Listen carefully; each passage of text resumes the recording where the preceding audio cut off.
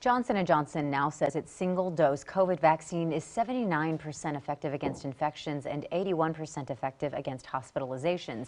Johnson & Johnson also says their data shows a booster shot at 6 months or later produces even better numbers, showing protection rates jumping to 94%. It also said the booster increases antibody levels by 4 to 6 times compared with one shot alone. And keep in mind, that's just Johnson & Johnson's internal research, so they'll report this to the FDA and other public health regulators. No official green light for the general public just yet. But this week, a CDC advisory committee is meeting to make recommendations about who should get an additional shot to bolster immunity and when. Confusing timing, since President Joe Biden previously announced booster shots could be available to everyone this week. KXAN's Avery Travis sifts through it all to give you some answers.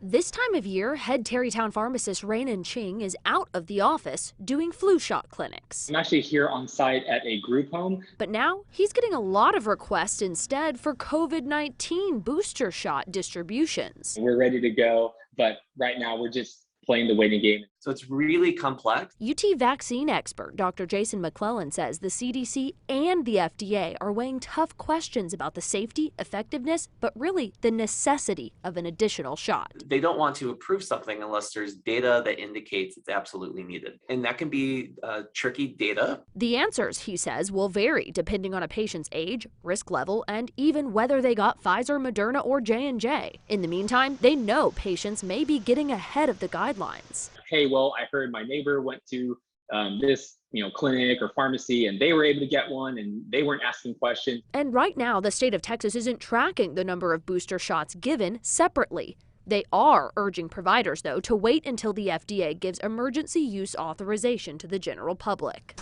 Tarrytown got patients scheduled starting for September 20th after the president's announcement, but for now, they're canceling those appointments. And there's some people that are just frustrated with the fact that they've been told one thing, and it seems like, so many different government agencies haven't been able to work together to provide a clear message for the patients. Avery Travis, KXAN News.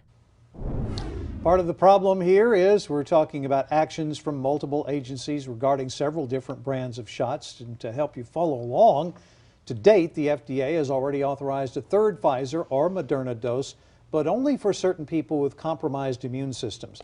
Then last week, an FDA advisory panel recommended the Pfizer booster for only those 65 and older and anyone with high risk of severe COVID-19.